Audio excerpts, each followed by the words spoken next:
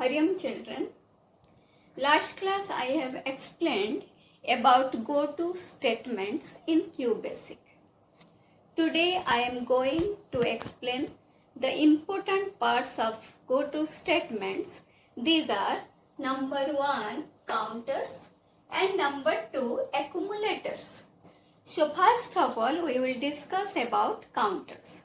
So counters are the numeric variables which keep a record of the number of times the process will be repeated. So it is a numeric variable and it increases by 1 when it starts repeating inside a program. Now let us explain this counter in your program pattern. Now suppose I will say display your country name.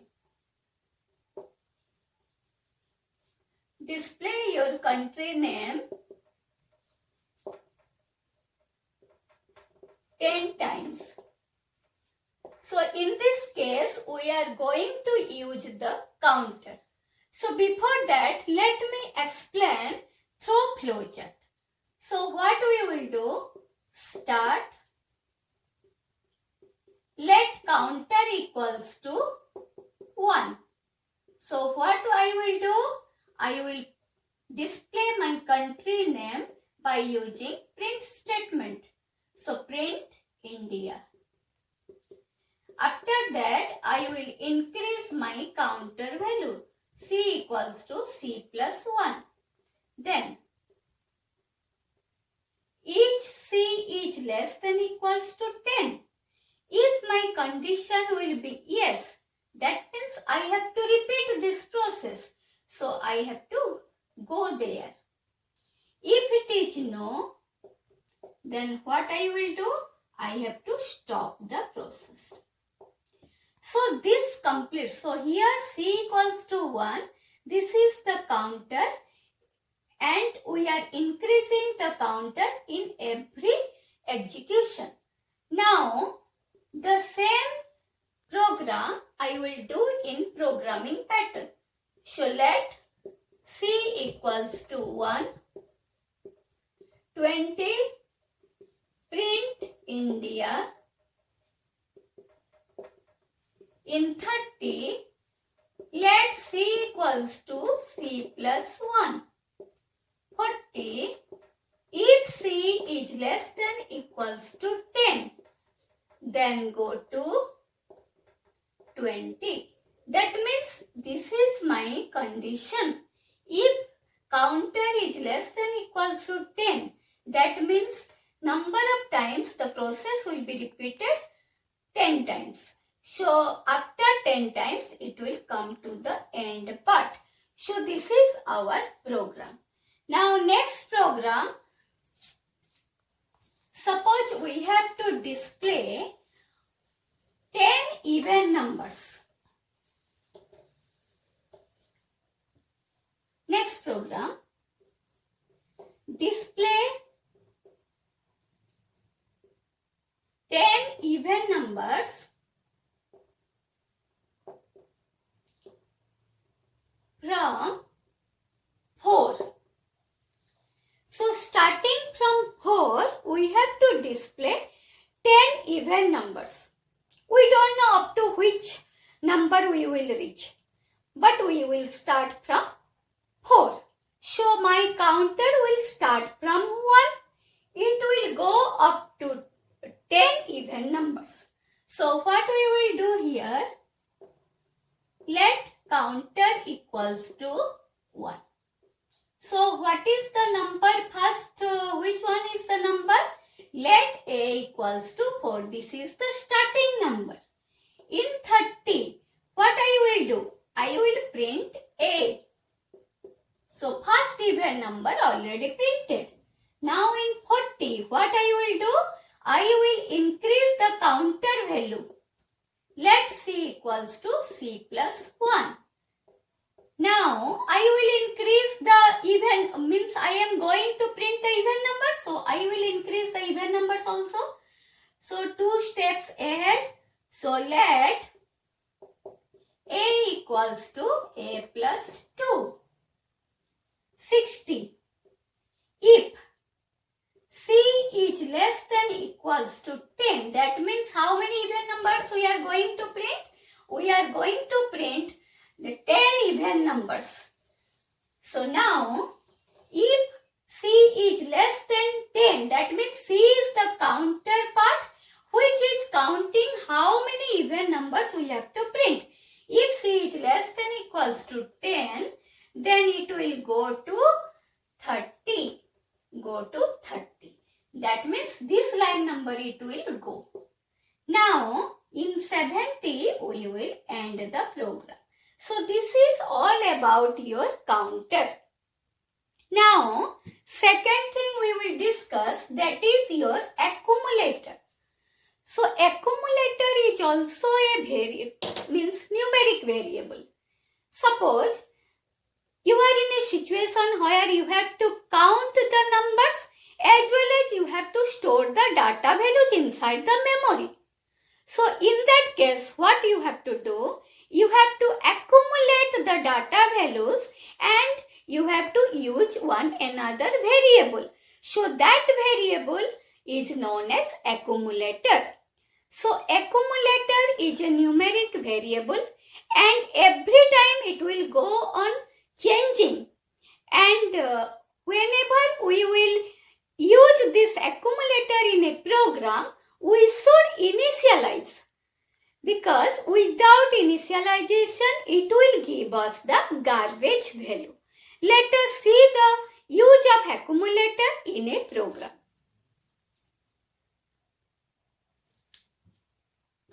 Now, suppose I will say, write a program to find the sum of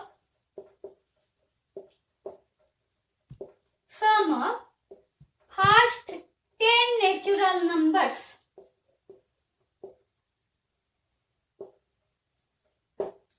So, in this case, we have to find the sum and we have to count also. So, in that case, what will happen? This sum variable will be used as an accumulator. Every time it will accumulate the data values and finally it will give us a result. So, let c equals to 1. Here, we have to initialize the sum accumulator value as 0. Because we are doing addition, that's why we have to use this accumulator and this initialization part will be 0. Now, let sum equals to sum plus c, 30. What we will do? We will go up to 10. So, let c equals to c plus 1. 40. If c is less than equals to 10, then where it will go? It will go to the line number 20. Then go to 20. In 50, after completion the process, that means this is the repetition part. This is the up to 10 line number to 40 line number, it creating a loop. After coming out from the loop, it will print the final result. Print sum equals to, that is sum. What variable we have taken? Sum. Then we will end the program. So here, this sum, this variable is used as an accumulator. Next program.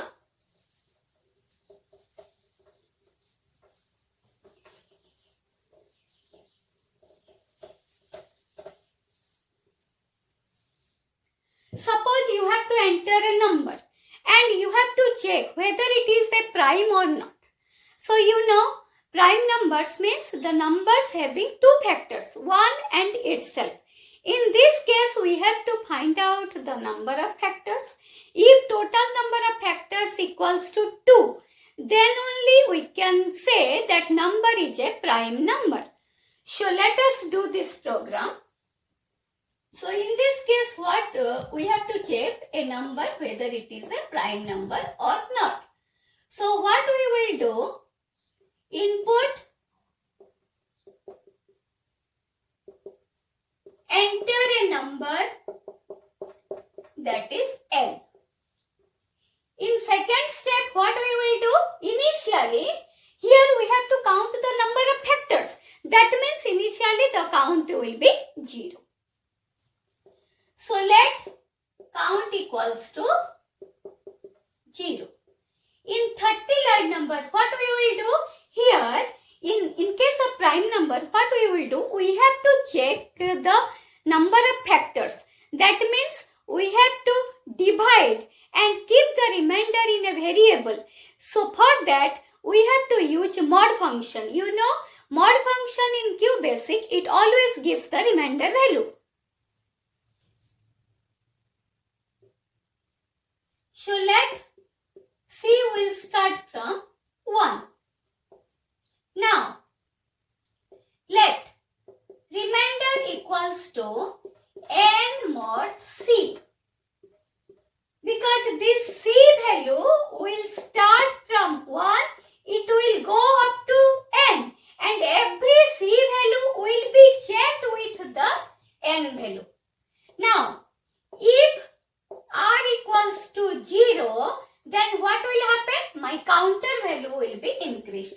Then count equals to count plus 1.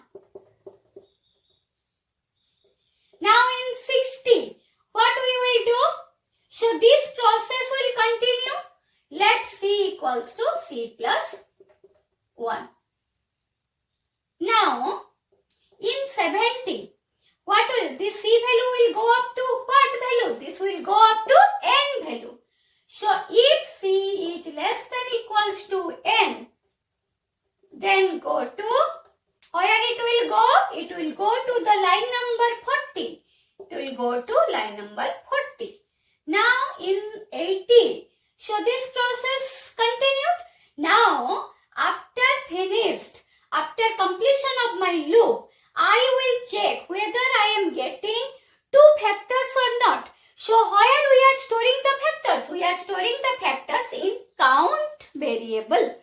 So if count equals to 2, then print it is a prime number.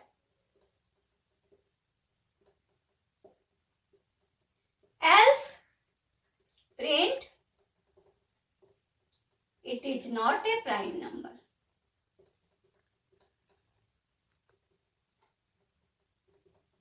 So in A90 we will end the program. So here what happened? Here we are using the counter, okay, and variable we are using C, R is the remainder, okay. So n is the number whatever we have input. Next one, next another program.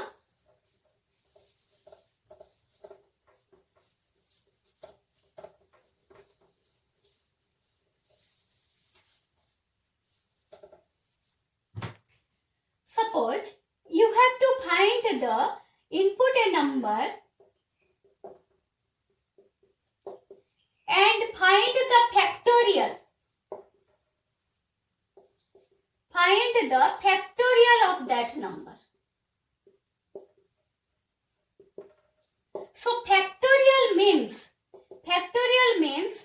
suppose factorial of n, that means n exclamation symbol, that means 1 into 2 into 3, it will go up to n, and whatever the value it will give, so that will be the factorial value.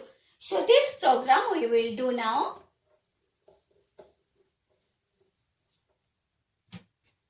So here we have to input one number n.